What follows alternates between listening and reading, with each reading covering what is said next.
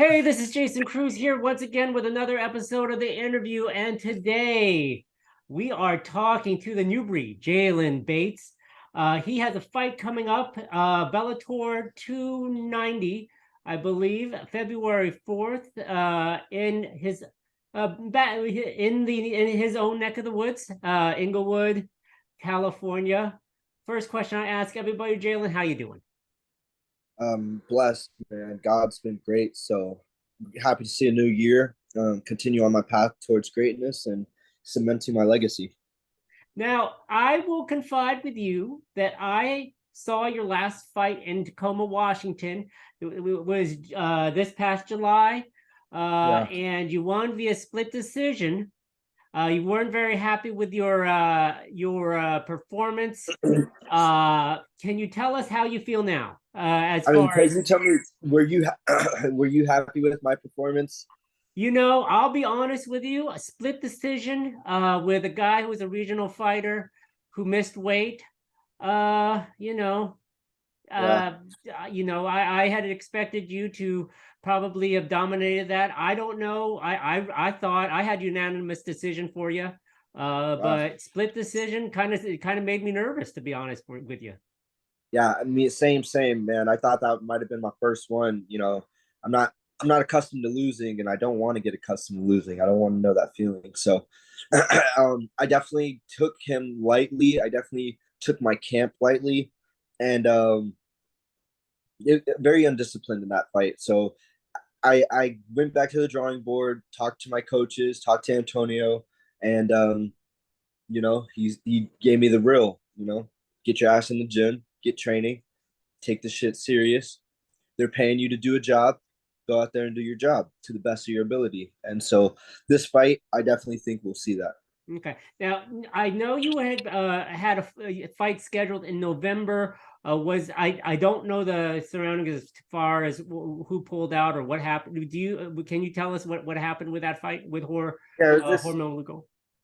yeah, it was just some medical clearances, some medical things that happened, and I had been fighting with pre-existing injuries, and unfortunately, the doctor that I was going to at the time didn't want to clear me. But I had already had 6 fights in Bellator, so at the end of the day, some certain people prevent your progression, but if there's a will, there's always a way. Okay. So So tell me a little bit about what you've been doing, how you changed since this past summer when I last saw you. Nutrition, workout regimen. What have you been doing differently? just really, I've been not walking around at 165, 170. Been staying below 155, below 150. Um, just been training more, honestly, twice a day. Twice a day is amazing. Um, and just staying in the gym, staying around, just being more knowledgeable, learning the sport more. It's about this game is evolving at a fast rate. So if you're not constantly learning new things, constantly learning how to orient your body, you're not gonna be able to last long in the sport. So it's just constant training, man. Now, have the have Antonio been on you more this training camp as opposed to last time you guys were training, or is it more of a just you need to buckle up and get yourself right for your fighting? You know, he's always been on me, and he has he has the same way my family has this tough love. I'm gonna tell you what you need to do. I can lead you to water, but I can't make you drink. So you're either gonna drink it, and you're either gonna take what I'm giving you and the wisdom and the knowledge between him and YL Waterson. You're gonna take the wisdom knowledge that they're giving you and utilize it, or you're not, and then you're gonna see your career go to shit. So I've just been listening. Um, I've always been listening to him, and now it's actually taking what he's told me and utilizing it and actually going forth with it. Okay. Now you said you indicated you were walking around at 160. Have you kind of curtailed some of your? I mean, have you been more nutrition specific as far as getting ready for this fight, so there's not a huge weight cut?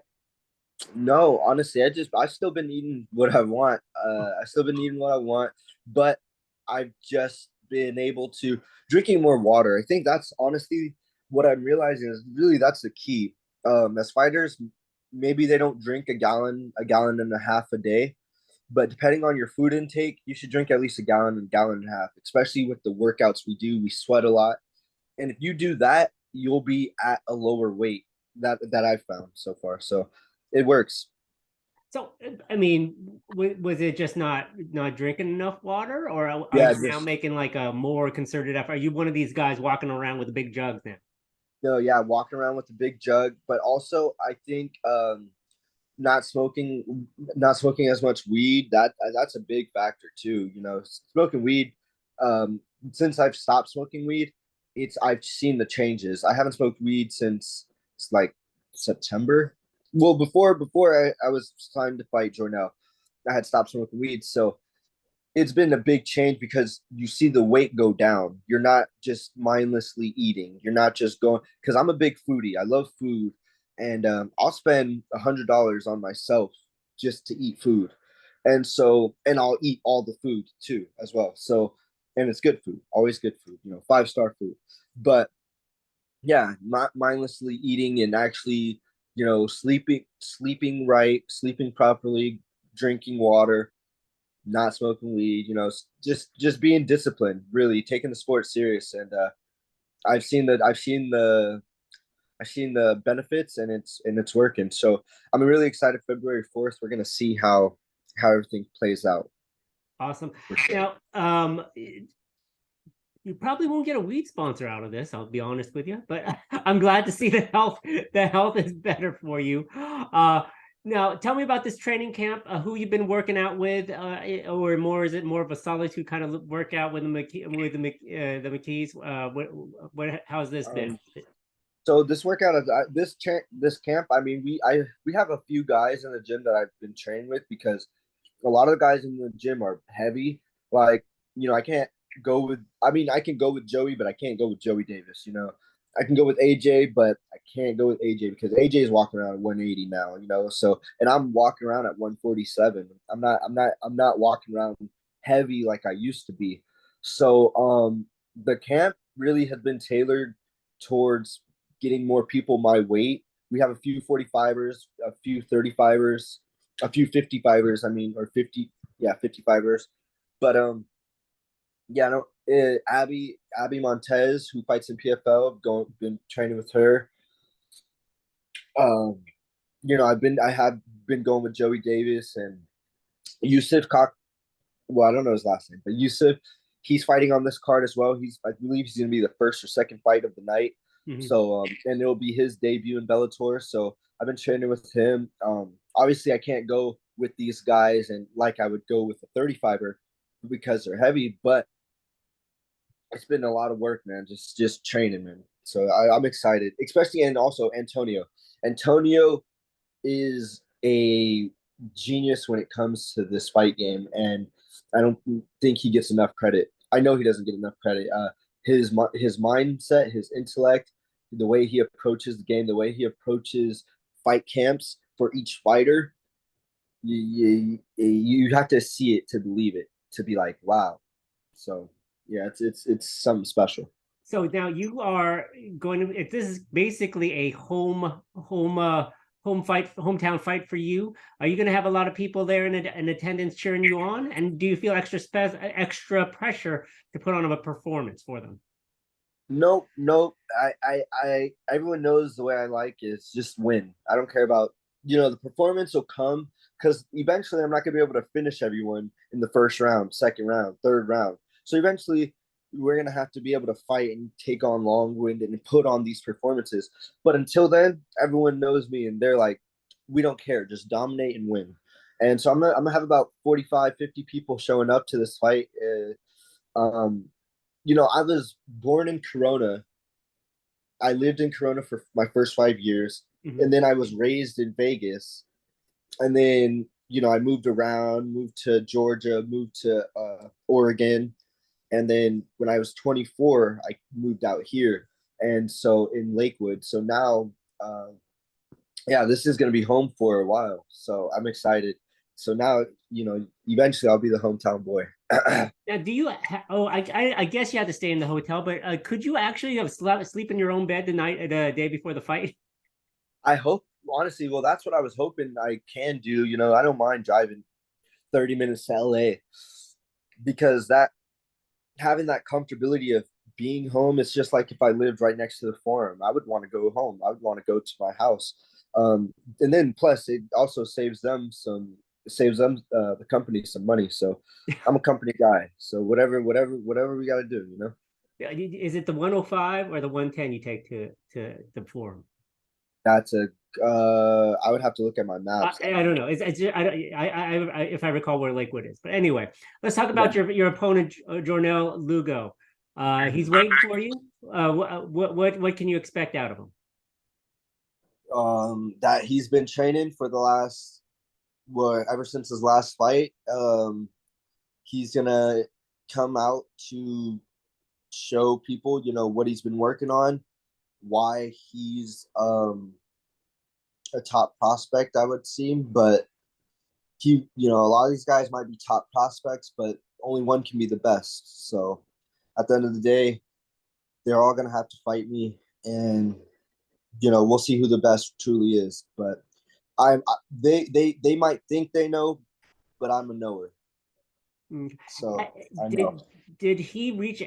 Was there any trash talk as far as the fact that your fight was scheduled for Chicago in November and you had to put it off? Any talk between the camps or just kind of radio silence? No, yeah. He's a God fearing dude. I'm a God fearing dude. So at the end of the day, I don't think that's not really our MO. You know, um, I'm not gonna go out of my way to trash talk, and if he went out of his way to trash talk, that'd be on him. But at the end of the day, I know I'm the best. I know I'm the best. So at the end of the day, they're all gonna have to fight me. They're all gonna have to sign on that dotted line. And as I continue to grow in the sport, I mean, he did reach out to me, and I did apologize for having for the fight falling through, and he just said respect. And we tried to push for that December card, but we weren't able to get on it because they said it was booked. So here we are, for 2 months later. Awesome, and probably even better because now you got more of a national stage here, and you're in your hometown. Tell me about 2023. What are your plans, hopes, dreams? Where do you see yourself? How many fights do you see yourself doing in 23? If they give me four, I will take four. I would love to take four. I'm gonna be a dad here soon. About to Congratulations. start a family. Thank you so much. Yeah, I'm about to get married. So things in my life, I feel like we see that amateur and professional. I'm 15-0.